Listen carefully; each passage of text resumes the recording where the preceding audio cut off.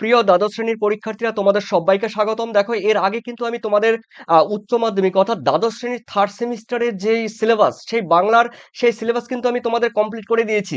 তো আজকে এই মুহূর্তে আমি তোমাদের উচ্চ মাধ্যমিক অর্থাৎ দ্বাদশ শ্রেণীর তোমাদের ফাইনাল পরীক্ষার জন্য বাংলার সাজেশন, এখানে কিন্তু তোমরা জানো তোমাদের এমসিকিউ টোটাল আমি কিন্তু তোমাদের কভার করে দেবো। তবে এই যে ভিডিওটি আমি তোমাদের সামনে উপস্থাপন করতে চলেছি, এটি কিন্তু থার্ড সেমিস্টারে দেখো রয়েছে ছোট গল্প। দেখো, এই ছোট গল্প বাংলার মধ্যে রয়েছে। দেখো, বাংলার উচ্চ মাধ্যমিকের দ্বাদশ শ্রেণীর বাংলায় থার্ড সেমিস্টার। দেখো, তোমাদের টোটাল যে 40 নাম্বার থাকে, পরপর কিন্তু আমি ভিডিওগুলো তোমাদের এইভাবে পরপর দিয়ে দেবো, চ্যাপ্টার ওয়াইজ কিংবা সিলেবাস ওয়াইজ অনুসারে। তো দেখো, তোমাদের বাংলায় প্রথমে রয়েছে ছোট গল্প। এই ছোট গল্প যেখানে রয়েছে আদরিণী, এই আদরিণী গল্পের মধ্যে দেখো রয়েছে প্রভাত কুমার মুখোপাধ্যায়ের লেখা এই গল্পটি। তবে তোমাদের শর্ট করে তবে শর্ট করে তোমাদের আমি লিখিয়ে দিয়েছি। দেখো, সারাংশ, সংক্ষিপ্ত সারাংশ তোমাদের কিন্তু এখানে আমি উল্লেখ করে দিয়েছি।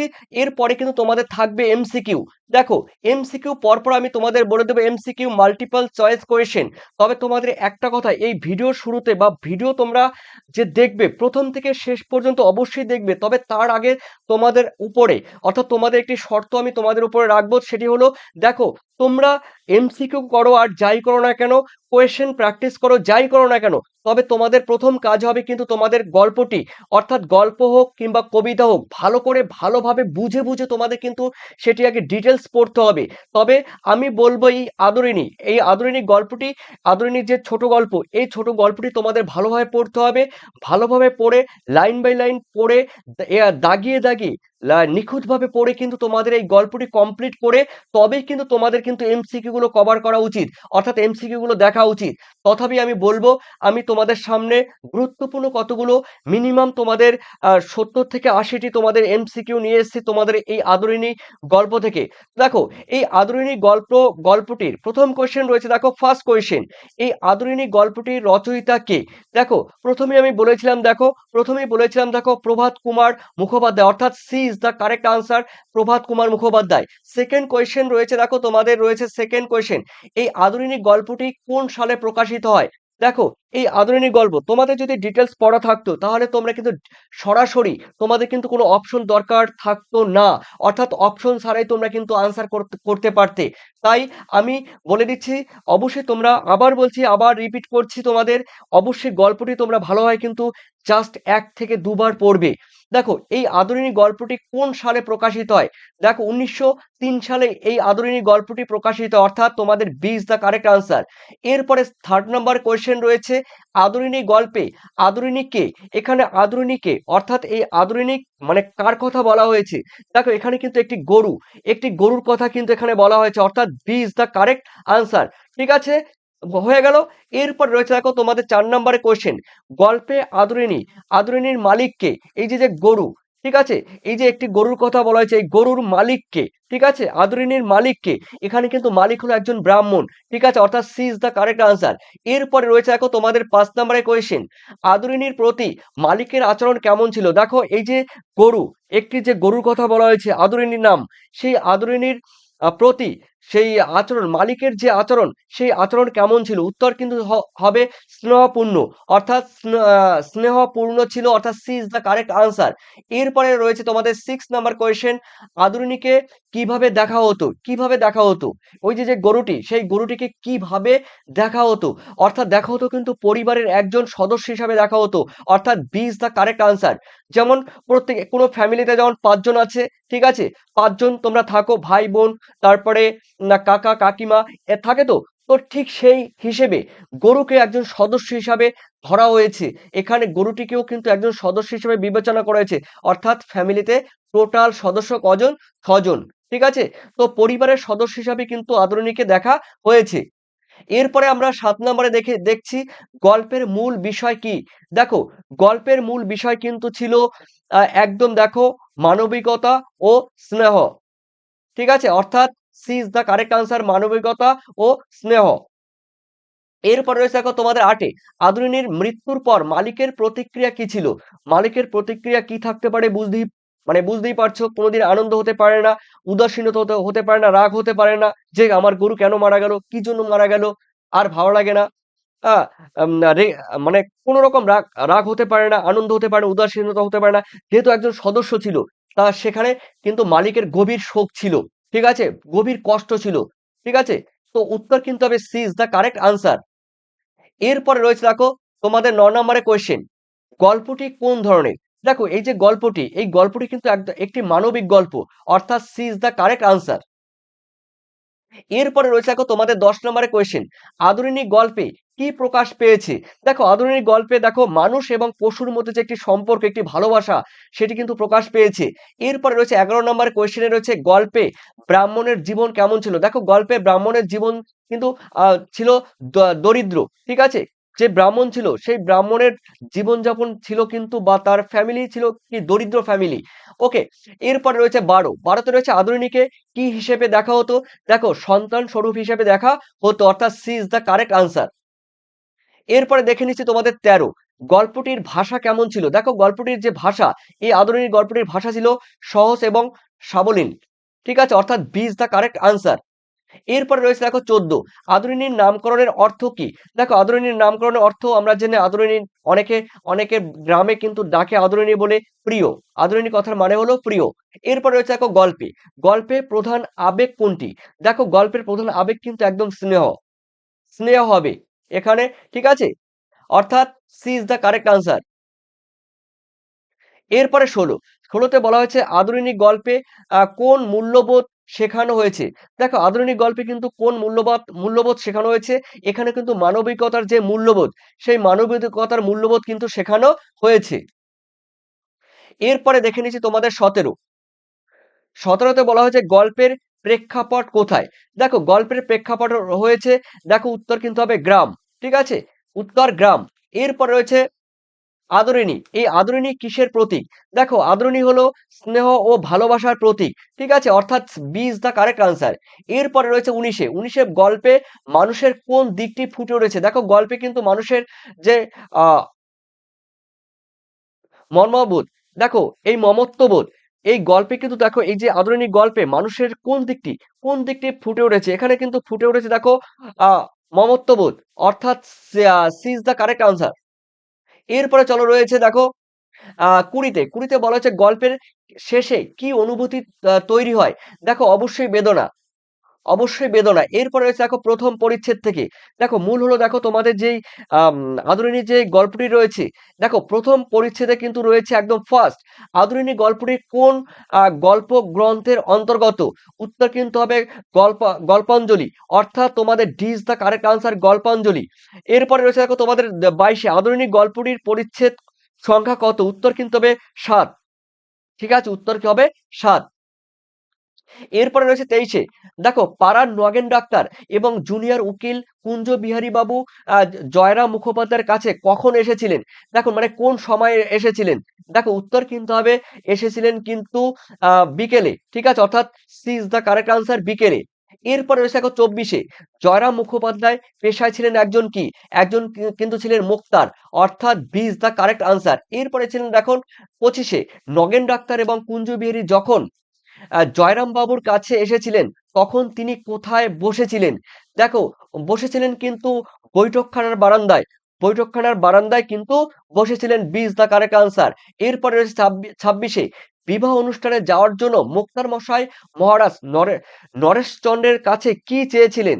দেখো কি চেয়েছিলেন কিন্তু হাতি, অর্থাৎ B is the correct answer. এরপরে রয়েছে দেখো তোমাদের ২৭, পীরগঞ্জের মেজবাবুর মেয়ের বিয়ে যে বারে ছিল, কোন বারে পীরগঞ্জের মেজবাবুর বিয়ে হয়েছিল?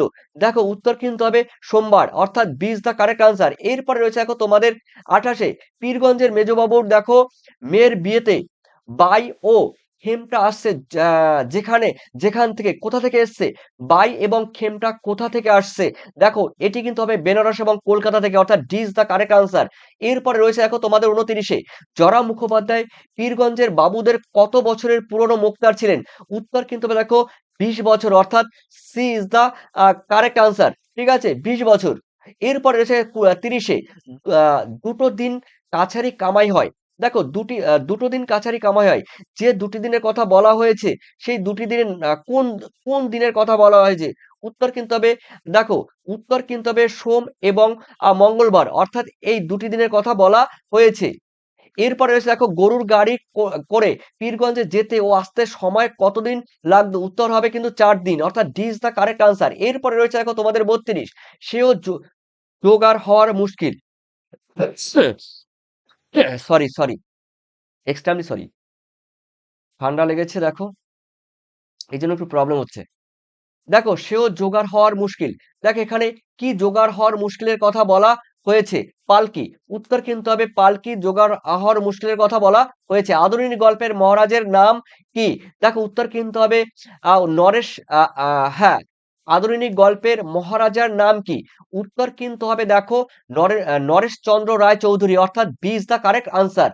এরপর আমরা দ্বিতীয় পরিচিতি আমরা দেখে নিচ্ছি, এখান থেকে কি কোশ্চেন আসতে পারে। দেখো 34 নম্বরের কোয়েশ্চেনে, এদিন প্রভাতে আহ্নিক দেখো পুজোটা মুখুজ্জে মশাই একটু ঘটা করিয়েই করিতেন, কোন দিনের কথা এখানে বলা হয়েছে?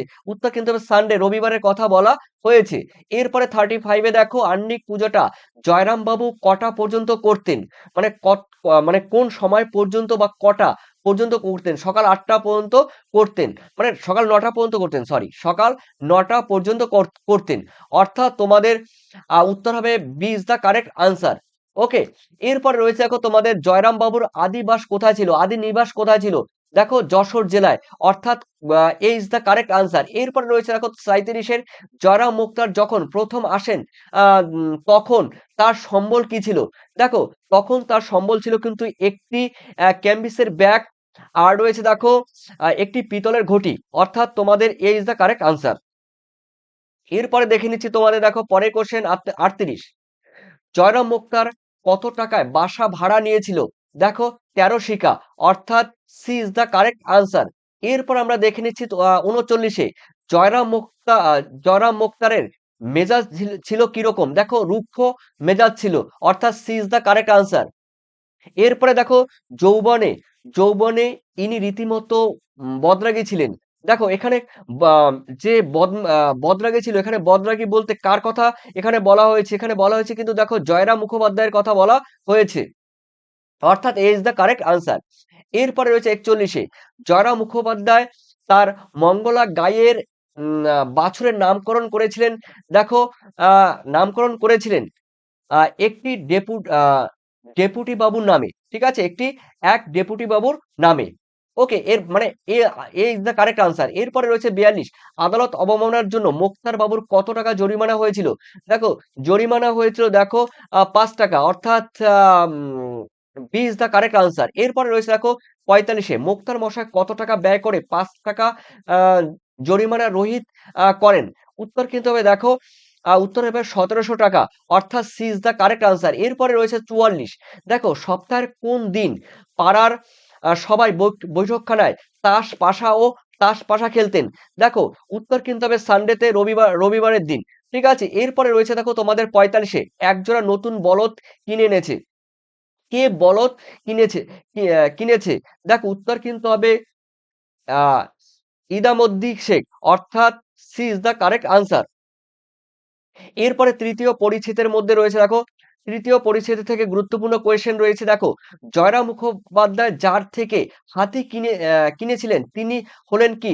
দেখো উমাচরণ লাহিড়ী, অর্থাৎ তোমাদের A is the correct answer, Umacharan Lahiri. এরপরে 47-এ রয়েছে, উমাচরণ লাহিড়ীর কাছ থেকে কত টাকা দিয়ে হাতি কিনেছিলেন? সরি, উত্তর কিন্তু হবে 2000 টাকা, অর্থাৎ এ ইজ দ্য কারেক্ট আনসার। এরপরে রয়েছে 48-এ, মুখুজ্জে মশাই ও হাতিটি কার? একথা জিজ্ঞাসা করেছিলেন দেখো কে? একথা জিজ্ঞাসা করেছিলেন দেখো মহারাজা নরেশচন্দ্র, অর্থাৎ C is the correct answer. এরপরে রয়েছে দেখো চতুর্থ পরিচ্ছেদে 49, জয়রাম মুখোপাধ্যায়ের পুত্র সংখ্যা কত? উত্তর কিন্তু হবে 3, এই 3 ইজ দ্য কারেক্ট আনসার। এরপরে রয়েছে 50-এ, বংশবৃদ্ধি ছাড়া আর কোনো কর্ম করিবার যোগ্য নহে, তাদের কথা এখানে বলা হয়েছে। দেখো এখানে বলা হয়েছে জ্যেষ্ঠ পুত্র ও মধ্যম পুত্র, অর্থাৎ এ বি উভয়ই। এরপরে চলো রয়েছে 51, জয়রাম বাবুর ছোট ছেলে কোথায় পড়াশোনা করতেন? উত্তর কিন্তু হবে কলকাতায় পড়াশোনা করতেন, ইজ দ্য কারেক্ট আনসার। পঞ্চম পরিচ্ছেদের মধ্যে রয়েছে আদরিনী গল্পে হস্তি ভাড়ার বিজ্ঞাপন কোন পরিচ্ছেদে রয়েছে? দেখো এটি কিন্তু খুবই গুরুত্বপূর্ণ কোয়েশ্চেন। কোন পরিচ্ছেদে রয়েছে? উত্তর কিন্তু হবে পঞ্চম পরিচ্ছেদে, অর্থাৎ C is the correct answer.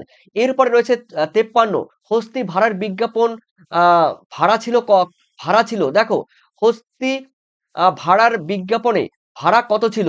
দেখো উত্তর কিন্তু হবে প্রতি, দেখো প্রতি রোজ 3 টাকা, হস্তিনীর খোরাকি 1 টাকা ও মাহুতের খোরাকি ছিল এগুলো। ঠিক আছে, এরপরে রয়েছে দেখো তোমাদের 54তে বলা হয়েছে হস্তি ভাড়ার বিজ্ঞাপনে কোন পাড়ার কোন পাড়ার উল্লেখ রয়েছে? দেখো চৌধুরী পাড়ার কথা উল্লেখ রয়েছে। এরপরে রয়েছে হাতি ভাড়া দিয়ে জয়রাম বাবু মাসে কত টাকা আয় করতো? দেখো 15 থেকে 20 টাকা আয় করতো। C is the correct answer. এরপরে রয়েছে দেখো তোমাদের 15, জয়রাম মুক্তারের জ্যেষ্ঠ পৈত্রীর দেখো নাম কি ছিল? কল্যাণী, অর্থাৎ তোমাদের D is the correct answer. 57, কল্যাণীর পাত্র রাজহাসী কলেজে কি পড়তো? দেখো এমএ করতো, ঠিক আছে, এমএ পড়তো, অর্থাৎ D is the correct answer. এরপরে রয়েছে দেখো কল্যাণীর বয়স কত? দেখো কল্যাণীর বয়স কিন্তু 12 বছর। এরপরে রয়েছে 59, কল্যাণীর বিয়েতে পাত্রপক্ষ কত টাকা পণ চেয়েছিলেন? দেখো 2000 টাকা পণ চেয়েছিলেন, অর্থাৎ B is the correct answer. এরপরে রয়েছে দেখো বামুনহাটে একটি মেলা হয়, সেটি কখন? চৈত্র মাসে। উত্তর কিন্তু হবে চৈত্র মাসে, চৈত্র সংক্রান্তিতে, চৈত্র সংক্রান্তিতে। ঠিক আছে, এরপরে রয়েছে বামুনহাটের মেলা শুরু হয় চৈত্র সংক্রান্তির মানে কতদিন আগে? চৈত্র সংক্রান্তির কতদিন আগে? উত্তর কিন্তু হবে 15 দিন আগে, অর্থাৎ C is the correct answer. এরপরে রয়েছে দেখো তোমাদের আদরিনীকে বিক্রি করার জন্য প্রথমে যে মেলায় নিয়ে যাওয়া হয়, দেখো কোন মেলায় নিয়ে যাওয়া হয় আদরিনীকে বিক্রি করার জন্য? আম, দেখো উত্তর কিন্তু হবে বামুনহাটের মেলায়, অর্থাৎ বামুনহাটের মেলায় D is the correct answer. এরপরে 63তে মেলায় হাতি বিক্রি করতে কোন পুত্রটি সঙ্গে গিয়েছিলেন? দেখো মধ্যম পুত্রী বা মেঝ পুত্রটি সঙ্গে গিয়েছিলেন। এরপরে রয়েছে দেখো তোমাদের 64, মেলায় যাওয়ার আগে কত টাকা রসগোল্লা আনা হয়েছিল? উত্তর কিন্তু হবে 2 টাকা রসগোল্লা আনা হয়েছিল। এরপরে ষষ্ঠ পরিচ্ছেদের মধ্যে দেখো গুরুত্বপূর্ণ রয়েছে 65 নম্বর কোয়েশ্চেন, কল্যাণীর বিবাহের দিন স্থির হয়েছিল, দেখো কখন বা কবে? ঠিক আছে, উত্তর কিন্তু হবে 10ই দেখো বৈশাখ মাসে। ঠিক আছে, অর্থাৎ এ ইজ দ্য কারেক্ট আনসার। এরপর রয়েছে আদরিনীর অবিকৃত, দেখো আদরিনী অবিকৃত হয়ে কবে ঘরে ফিরলো? উত্তর কিন্তু হবে 1লা বৈশাখ মাসে, অর্থাৎ এ ইজ দ্য কারেক্ট আনসার। এরপরে রয়েছে দেখো দ্বিতীয়বার কোন মেলায় উদ্দেশ্যে নিয়ে যাওয়া হয়েছিল এই আদরিনীকে?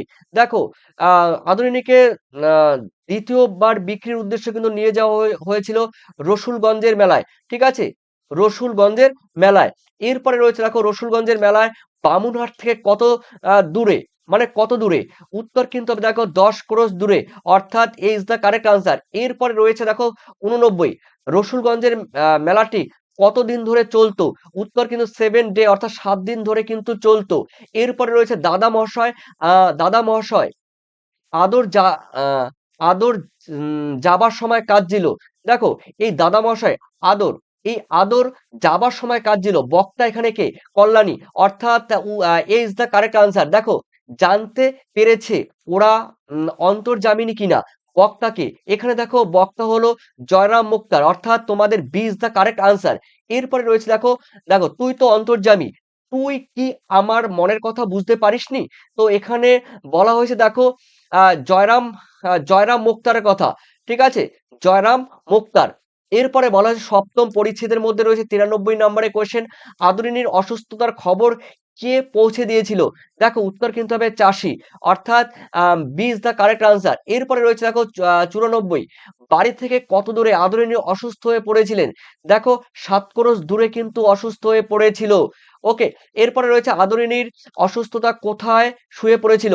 দেখো আমবাগানে, উত্তর কিন্তু হবে D is the correct answer, আমবাগানে। এরপরে 96, খবর শুনে জয়রাম বাবু কখন রওনা হন? উত্তর কিন্তু হবে রাত্রি 10টায়। ঠিক আছে, রাত্রি 10টার সময়। এরপরে রয়েছে দেখো 97, অভিযান অভিমান অভিমান করে চলে গেলি মা, দেখো এই অভিমান করে চলে গেলি মা, কে কার প্রসঙ্গে কথা বলেছে? দেখো এখানে উত্তর কিন্তু হবে জয়রাম, দেখো জয়রাম মুক্তার আদরিনী। ঠিক আছে, জয়রাম মুক্তার আর আদরিনী। এরপরে রয়েছে দেখো তোমাদের 98, আদরিনীর মৃত্যুর পর মোক্তার মহাশয় কতদিন জীবিত ছিলেন? দেখো মোক্তার মশাই যে ছিল তিনি কিন্তু জীবিত ছিলেন মাত্র 2 মাস জীবিত ছিলেন, তিনিও কিন্তু মারা গিয়েছিলেন। এরপরে দেখো বাকি দেখো এখানে বিশ্লেষণধর্মী প্রশ্ন রয়েছে। তো তারপরে 99 নাম্বার, এখানে এরকম কোশ্চেন তোমাদের কিন্তু পরীক্ষা থাকবে, ঠিক আছে, এটা কিন্তু মাথায় রাখবে। ক্রম অনুসারে সাজাতে হবে, এরকম প্রশ্ন তোমাদের থাকবে। সঠিক ব্যাখ্যা এবং কারণ উল্লেখ করো, এগুলো থাকবে। সত্য মিথ্যা নির্বাচন করো, এই ধরনের প্রশ্ন থাকবে। তারপর রয়েছে স্তম্ভ, কয় স্তম্ভ আর ক্ষয় স্তম্ভ মেলাও, এগুলো প্রশ্ন তোমাদের থাকবে।